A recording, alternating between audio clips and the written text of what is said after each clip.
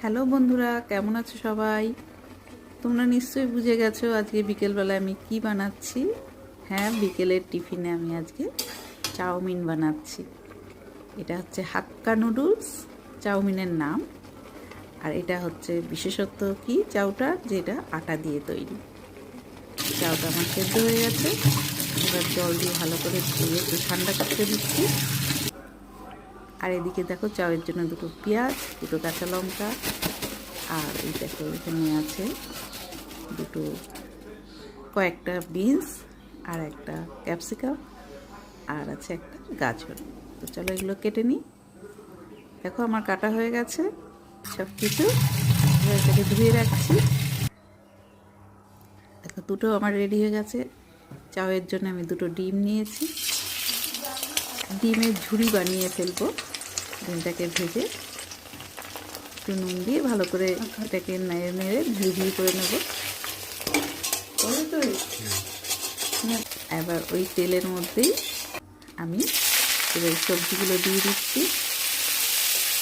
সবজিগুলোতে সামান্য একটু নুন দেবো যাতে ভালো সেদ্ধ হয়ে যায়। আর চাউয়ের মধ্যে দিচ্ছি দেখো গোলমরিচের গুঁড়ো, লঙ্কা দিয়েছি, কাঁচা লঙ্কা, গোলমরিচের গুঁড়োটা দিচ্ছি, ভালো লাগবে। একটু নুন দিলাম সবজিতে, দিয়ে এটা ধিমি আছে ঢেকে রেখে দেবো, তাড়াতাড়ি সেদ্ধ হয়ে যাবে। তো দেখো আমার সবজি একদম ভাজা সেদ্ধ দুই হয়ে গেছে। এবার চাউগুলোর মধ্যে দিয়ে দিচ্ছি।